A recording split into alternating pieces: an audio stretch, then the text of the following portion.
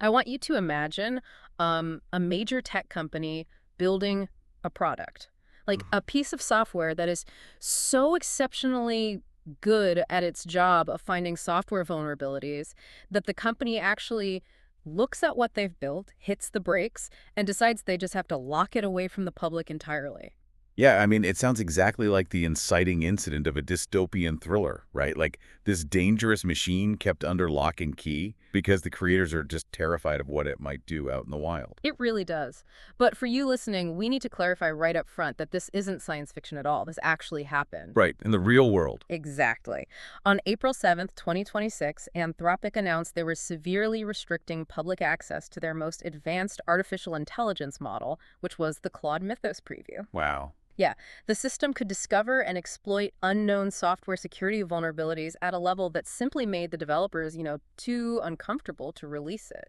Which is wild. And that anthropic restriction serves as this really stark warning sign for a much broader reality we're facing. The risks we're talking about with these frontier AI models, they are no longer confined to just digital security or phishing scams or standard hacking. Right, we're way past that. We really are. We are entering an era where the capabilities of these models actively intersect with physical existential threats. Which brings us to the actual mission of our deep dive today.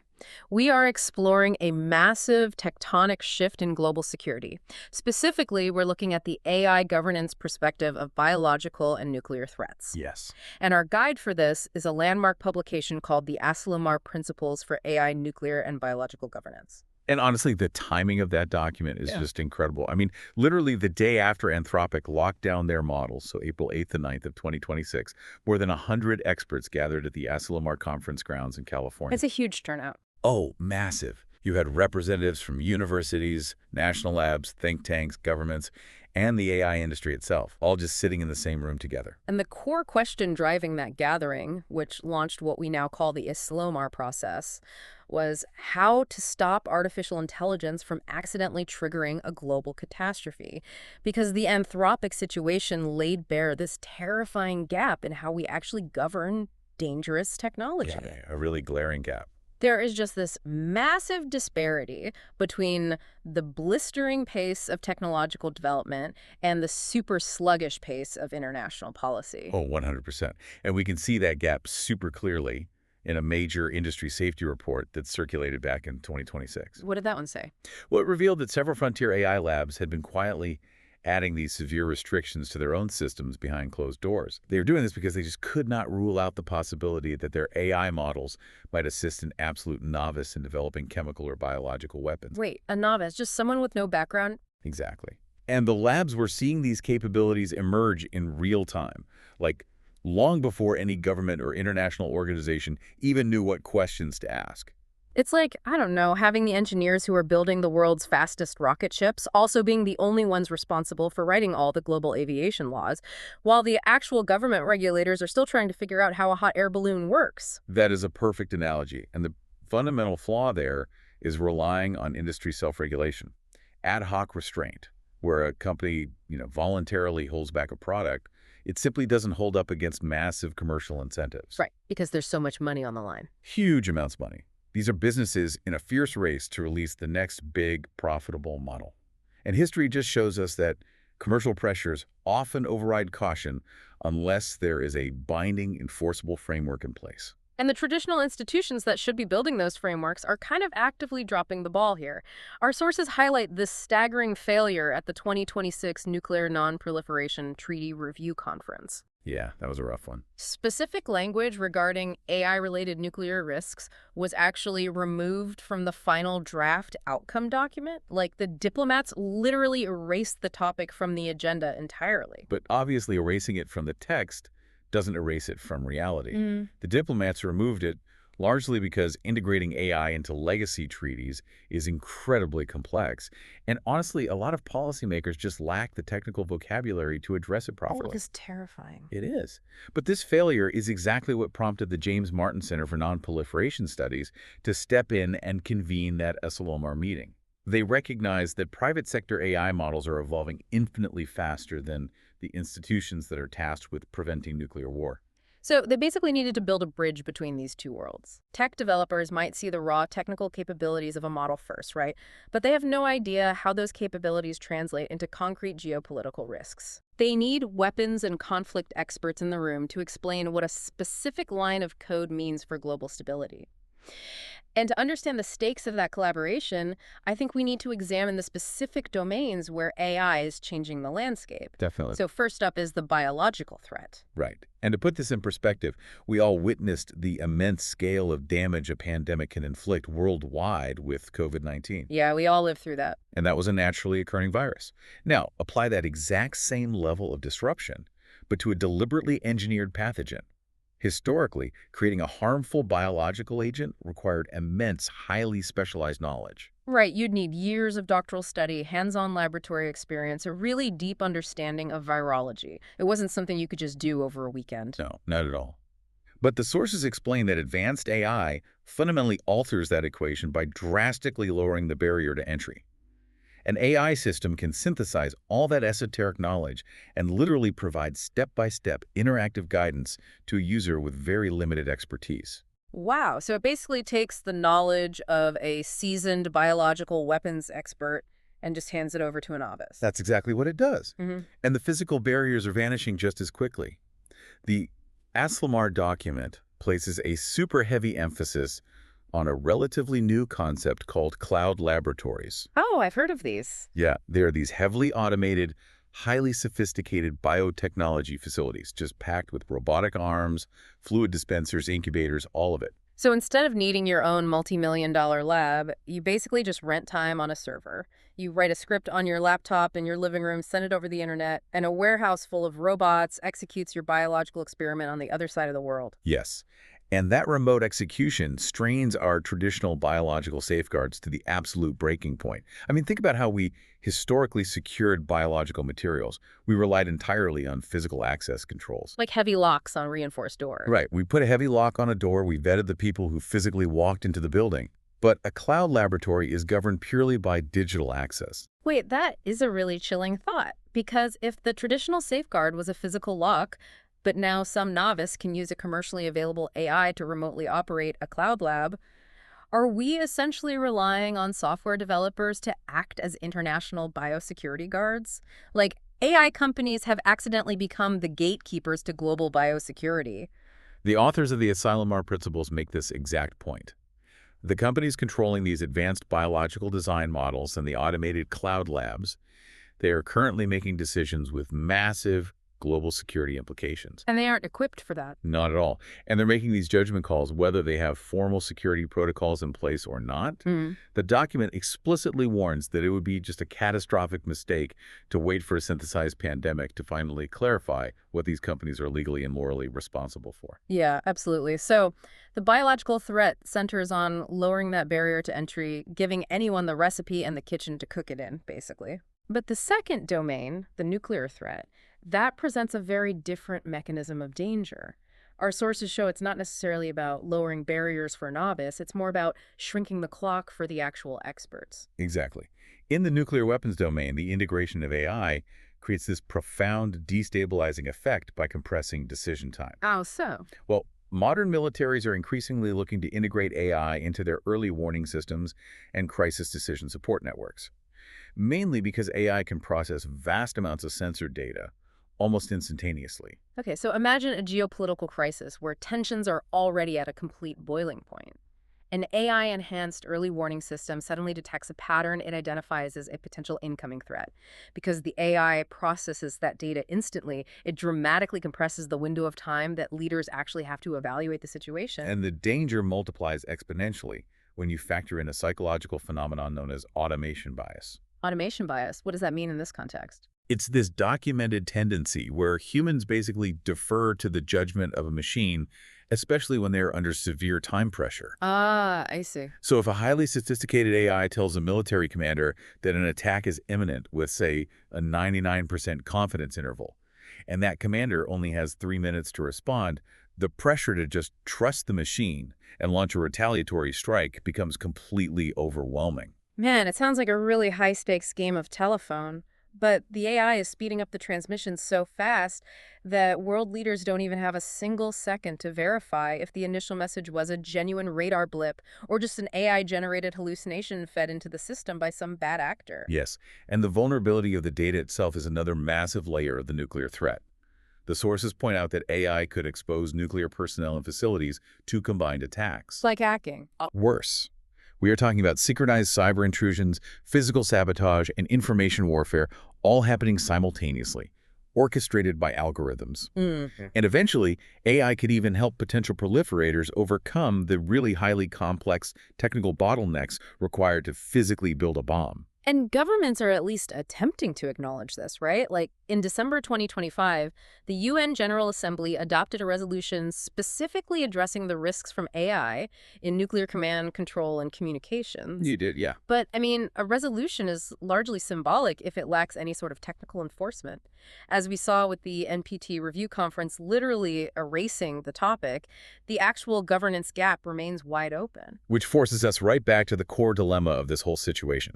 Private tech developers might spot an AI capability that could be used to, say, optimize a cyber attack on a power grid, but they lack the strategic context to evaluate if that attack could trigger a nuclear escalation. Right, they just see code. Exactly.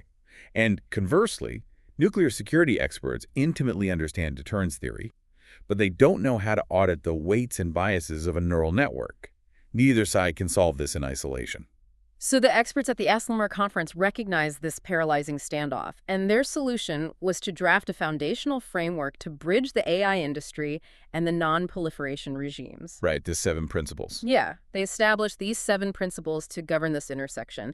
And instead of treating these like just a simple checklist, we need to look at how they conceptually build on one another to create essentially a survival strategy for the algorithmic age. I completely agree. So the absolute baseline of the Asilomar process, Principle 1, is that AI simply must protect human survival. Sounds obvious, but clearly needs stating. Oh, definitely. The technology must reinforce and never erode the existing barriers against the use of nuclear and biological weapons. These are extinction-level risks that long predate the invention of AI, and the primary directive for any AI deployment has to be ensuring those risks aren't accelerated. Okay, so if we agree that human survival is the ultimate priority, the most immediate friction point is command and control. How do we keep a human finger on the button when the machine thinks 1,000 times faster? That leads to Principle 2. The framework insists on meaningful human control. AI systems must never be granted the authority to initiate or authorize the use of nuclear weapons. And meaningful control requires a lot more than just a human being sitting at a desk nominally in charge. Human decision makers must retain the actual practical ability to review and override AI outputs. Right, otherwise it's just theater. Exactly. To combat that automation bias we discussed earlier, these systems must be entirely auditable. In both peacetime and during a crisis, commanders need to understand the logic and the actual data the AI used to reach its conclusion. We just cannot tolerate a black box generating launch recommendations. No, absolutely not. And moving beyond just the military application, the Asilomar experts looked at the global infrastructure of arms control. We have decades of practices designed to limit the spread of dangerous weapons, but AI introduces entirely new avenues for escalation. Yeah, it changes the game completely. So the framework calls for behavioral arms control and new confidence-building measures that are specifically tailored to prevent algorithmic miscalculation between rival nations. And a critical part of that arms control involves monitoring and verification. Because the framework does recognize that AI is not solely a threat. It possesses immense potential as a tool for peace. So for sure. Advanced algorithms can significantly improve our ability to monitor compliance with international treaties. They can analyze satellite imagery or sensor data to verify peaceful nuclear and biological activities much faster than a human could. But the complication there is that the AI model doing the monitoring becomes a massive security vulnerability all by itself. If you're using a highly sophisticated AI to monitor a nuclear enrichment facility, you have to protect the sensitive data that AI collects. Right, it becomes a prime target. You absolutely cannot allow that monitoring tool to be compromised and turned into a roadmap that basically helps proliferators evade detection. The data security is paramount, absolutely. Hmm. But the governance model also has to be globally inclusive. The principles really stress the need to align AI frameworks with existing international pillars like the Non-Proliferation Treaty, the NPT, and the Biological Weapons Convention, the BWC. What's the main goal of linking them? The objective is to ensure the peaceful benefits of AI elevate all of humanity without deepening existing security divides. Restricting dangerous capabilities is necessary, obviously, but we also have to reduce the underlying incentives that drive states to pursue those capabilities out of a sense of insecurity in the first place. That makes sense. And the framework also tackles the modern realities of information warfare. There is a clear mandate to build safeguards against actors using AI to generate highly realistic falsehoods. Deepfakes, basically. Yeah, things like deepfake videos of a nuclear detonation or manipulated intelligence reports regarding a biological outbreak. We need active resilience to ensure AI doesn't just become a tool to manufacture the pretext for a war. And all of these mechanisms, every single one of them, rely heavily on the people actually building the technology. And this is perhaps the most transformative aspect of the Asilomar approach. The framework states that AI developers must actively contribute to anticipatory risk governance. Anticipatory risk governance. Yes, it demands that frontier AI labs comprehensively assess emerging capabilities before a model is ever released to the public. Okay, the source text actually uses a phrase here that completely redefines the tech industry. It explicitly labels AI companies as geopolitical actors. And I have to push back on this concept just a bit on behalf of the listener, because calling a software developer a geopolitical actor is a massive leap. It is a big shift, I won't deny that. You are asking tech companies, entities that are fundamentally structured to maximize shareholder value and ship profitable new features, to take on the legal and institutional obligations of preventing human extinction. Are these Q3 earnings-driven corporations actually capable of prioritizing global stability over their own profit margins? Well, that friction you're talking about is the exact paradigm shift the Asilomar process is trying to force into existence. You are correct that they are built for profit, but the framework argues that the era of the tech company acting as just a neutral tool builder is permanently over. It has to be. When your product has the demonstrable power to alter global strategic stability, your obligations simply must reflect the scale of your influence. Demanding that tech companies act as geopolitical actors is a stark recognition that their technical choices now literally dictate international security. So they're basically being forced to mature from Silicon Valley disruptors into global security stewards practically overnight. But principles written on a whiteboard at a beautiful conference center in California don't govern reality. Very true. How does the Asilomar process translate these high-level ideals into practical governance so we aren't just relying on the philanthropic goodwill of tech CEOs? The transition from principles to practice hinges entirely on developing what the framework calls thresholds. A threshold is a highly specific, clearly defined point at which an emerging AI capability presents a severe, actionable concern. So in the realm of nuclear security, establishing that threshold means asking a very specific question during the testing phase, right? Like, does this AI system introduce dynamics that change crisis stability, or does it offer a new avenue for nuclear proliferation? Yes, and the evaluation protocols have to be incredibly rigorous. If a developer notices their model can optimize the complex physics calculations required for a warhead, that hits a threshold immediately. So if the nuclear threshold is about measuring how the AI impacts crisis stability, the biological threshold must be about whether the AI makes it materially easier for a bad actor to bypass the physical and knowledge barriers we discussed earlier. Precisely the right deduction. The biological threshold evaluation basically asks, does this AI model materially shorten the path to producing a pathogen capable of causing an outbreak? Does it provide the necessary instructions to turn a regular college biology student into a bioterrorist? And answering those questions can no longer remain this informal process hidden behind a wall of commercial secrecy. The framework demands clear evaluation protocols to trigger risk mitigation. The entire goal is for developers and governments to act collaboratively before the dangerous capabilities are proliferated across the internet. The ultimate vision here is not to ban artificial intelligence, not at all. It is to create a highly sensitive, globally recognized early warning system for policymakers. If an AI model hits a specific threat threshold during its safety evaluations, the international governance architecture needs to kick in automatically. So the ultimate goal isn't just theory. The evaluation data generated by the tech labs must actively inform national authorities and international institutions. The Asilomar process basically serves as the vital bridge connecting the highly technical evaluations of what an algorithm can do directly to the policy choices that governments make under treaties like the NPT and the BWC. Because without that constant feed of technical data, those treaties are effectively flying blind. We are attempting to update the entire global security architecture for the algorithmic age. It's a massive undertaking. It is. And if we fail to build this bridge, sovereign states might only confront an AI-enabled catastrophe after the most consequential decisions have already been made by engineers in a private lab. Which brings us to a final provocative thought for you, the listener, to really mull over as we wrap up today. Our sources note a profound reality that underscores this entire deep dive. Neither the Nuclear Non-Proliferation Treaty nor the Biological Weapons Convention were designed for a world where commercial AI moves exponentially faster than multilateral diplomacy. Yeah, those foundational treaties were built for a vastly different era, an era defined by physical silos, guarded laboratories, and the slow, deliberate pace of the Cold War. So, as artificial intelligence continues to accelerate at a breakneck pace, the fundamental question we face is where our ultimate security truly lies. Will our safety depend more on the lines of code currently being written and evaluated in private, lockdown tech labs? Or will it depend on our collective ability to entirely reinvent international diplomacy so it can operate at the speed of an algorithm?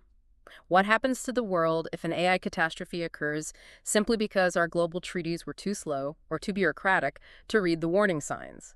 It certainly makes you think differently about that AI model, quietly locked away in a vault on April 7th. Thank you for joining us on this deep dive, and do not forget to follow us on this platform as we grow our audience.